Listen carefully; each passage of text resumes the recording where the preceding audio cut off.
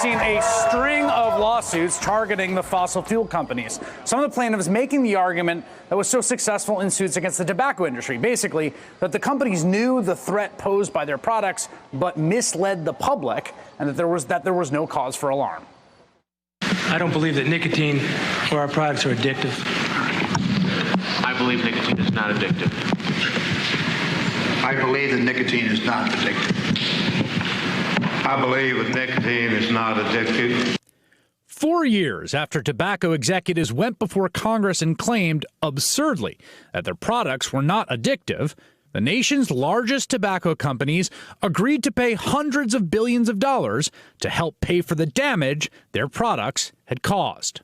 Now, a similar reckoning may be coming for the nation's fossil fuel companies. Believe it or not, the biggest oil company in the world was once a leader in climate research. In the 1970s and 1980s, Exxon had top scientists studying the possible effects of climate change. It even modeled its research division on Bell Labs.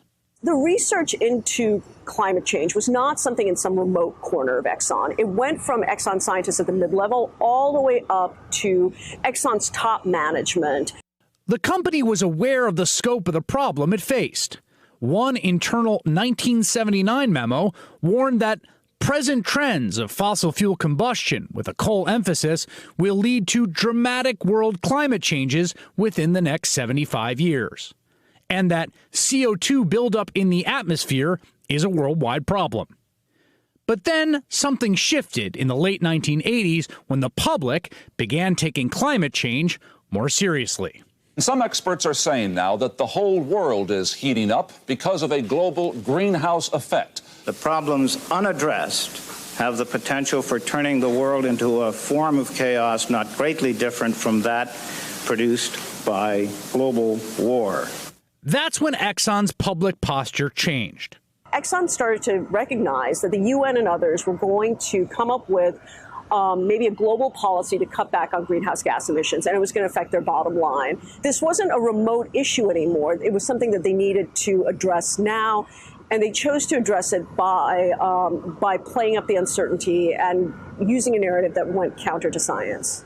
Exxon started spending tens of millions of dollars to manufacture doubt about climate change.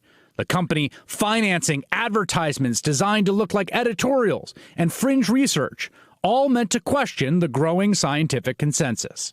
Scientific evidence remains inconclusive as to whether human activities affect the global climate. Many scientists agree there's ample time to better understand climate systems and consider policy options. So there's simply no reason to take drastic action now. Thanks in no small part to Exxon's efforts, U.S. lawmakers did not take serious action to fight climate change. And by the year 2010, nearly half of Americans believe the threat of global warming was exaggerated. Now, a string of lawsuits is seeking to hold Exxon and other companies responsible. Last year, crab fishermen on the West Coast sued, seeking compensation for damage to crab populations caused by warming oceans. More than a dozen cities and counties have filed lawsuits, seeking billions to offset the costs of mitigating climate change. And 3 states launched investigations into Exxon and other oil companies, with New York and Rhode Island filing suit last year. As the court battles have ramped up, a warming world has been left to wonder what might have been. What if Exxon had continued down the path of accepting climate change, being a good faith actor in all of this, working with the government? Where would we be right now if the biggest oil company in the world, a leader in industry, had done that? And so that's the question, right? Where would we be right now? Hey there, I'm Chris Hayes from MSNBC. Thanks for watching MSNBC on YouTube. If you want to keep up to date with the videos we're putting out, you can click subscribe just below me or click over on this list to see lots of other great videos.